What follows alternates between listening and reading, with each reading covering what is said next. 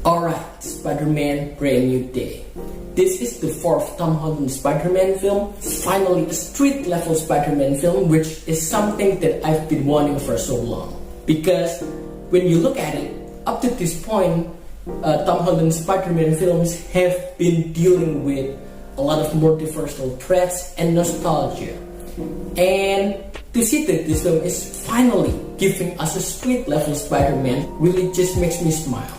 Alright, because that is something that has been missing for a long time. And Brand New Day really looks differently than the previous trilogy, and it really feels new, different, and exciting because the director here is Destin Daniel Cretton. He was the director of Shang-Chi, and with that, my expectations for the action sequences were through the roof. And what is Brand New Day really about? Well, it is the story of Spider-Man battling these street-level villains while trying to overcome his mysterious mutation. So, the story plays out more like a mystery, an 80% mystery and a 20% a character drama. Where Peter Parker, for the majority of the movie, he doesn't know what's going on because he deals with a lot of things in this film. And the plot really needs time to get going. Who is the real antagonist here? If you saw the trailers, the antagonist has been kept secret. Alright? And when the antagonist is revealed to be Sadie Sink playing Jean Grey, you really feel shocked because yes, that was one of the strongest rumors going into this film, but I was still kind of 50-50 on it because I don't really think that Jean Grey would fit in a Spider-Man film. But after seeing Sadie Sink's performance in this film, she was spectacular, man. She steals the third act of the movie, where for the third act, the movie really centers around her. And what I really like about her character is that her emotional center is just about finding her sister, right? And her emotional state really reflects on Peter Parker's emotional state. And with that, they really kind of created this chemistry where I'm not sure where it would go for the next Spider-Man film. Could they become a love interest or just friends? I'm not sure about that. And with that, I will move on to the Peter Parker characterization. This is the most depressed Peter Parker has been, and Tom Holland delivers an emotional performance here because yeah, he struggles with a lot of things, particularly with loneliness, and it makes me relate to his version of Peter Parker more than I ever did before. Tom Holland here is so strong, and it cements him as the best Peter Parker and the best Spider-Man. But there's this one big thing that bothers me though, and that is the relationship between him and MJ. Up to this point, like what? We're in the fourth film, and so far Peter Parker has only had one love interest. To me, the chemistry, the relationship has become quite stagnant. Yes, it plays out as a repercussion of what he did in No Way Home, but I feel like their dynamic should just be gone, you know? And I really do think that she should be replaced going forward, because if not, if she's just still around for all of this, it would really feel boring. Because remember, Peter Parker has a lot of love interest in the comics, Gwen Stacy, or even Jean Grey. If you want to go there, go there. It is something interesting, exciting, and new that I really want to talk about, and that I really hope happen in the next installment of Spider-Man. I do wonder though, Sadie Sink, I feel like she could have played the perfect version of Mary Jane Watson, right? Because she has the look, she is really gorgeous, and I don't know, man, I would have liked her as Mary Jane Watson. Other than that though, this film also has Punisher.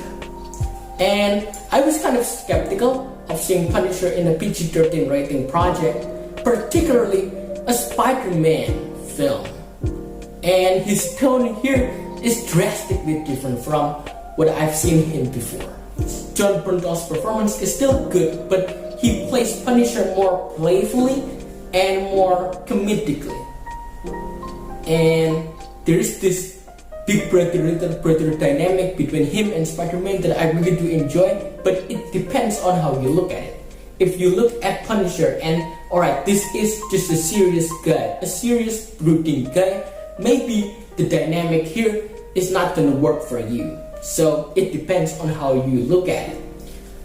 And now, let's talk about the big thing that this film has to offer. Action sequences, man. The action sequences are spectacular. It is clear that they are taking inspiration from Insomniac Spider-Man, particularly the finishing moves and the combat action sequences. Spider-Man really moves like a spider this time around. He is more agile than ever before, and the swinging sequences are amazing. It really reminds me of the mix between Andrew Garfield's Spider-Man and Insomniac Spider-Man, and there are scenes that are really reminiscent of Insomniac Spider-Man that I really love. Particularly, the standout action sequences are the Hulk fight and the hand fight that happens at the end. I really do love seeing Bruce Banner turning into this lethal version of Hulk. And yes, Mark Ruffalo is in this film, particularly for that one fight, but gosh, that fight was satisfying. It is a team-up fight between Spider-Man and Punisher against a little version of Hulk. And the ending fight scene with the hand is also amazing. Visually, it is really different because he moves like a spider, he moves quickly, and there is one big finisher move that he pulls out straight from the Insomniac Spider-Man game that I really do love. Seeing Peter Parker Spider-Man actually moving like he was in the comics, throwing combos and a lot of things. And it really shows you how lethal Spider-Man can be when he wants to, because the mutation that's happening within him triggers him to do a lot of menacing stuff, particularly during his fight with Scorpion. You've seen it in the trailer, but when you're watching it in the movie, it really hits different, and it shows you how dark Spider-Man can go when he is forced to from within. So yes, Spider-Man Brand New Day plays out like a different kind of Spider-Man movie, a fresh start, a far more interesting looking film. This is the perfect Spider-Man film from Tom Holland so far, and the performances surrounding this film are just all fantastic, like Jon Bernthal and Sadie Sink. Sadie Sink steals the whole third act of the movie. Before Sadie Sink's character was introduced though, I do feel like the plot is really moving quite slow because it's not clear where this film could go next.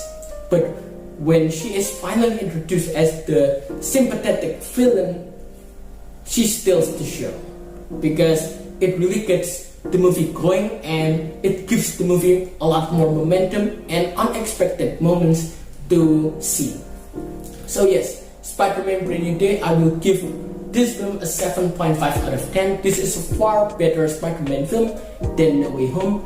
Now, it actually has a far more interesting story around it, and Tom Holland gives a perfect emotional portrayal of Peter Parker because he is alone, he is broke, he is, a pure street level Spider-Man that we have been hoping for. If you have seen Spider-Man Brand New Day, tell me everything that you like about it and who are the standouts of this film.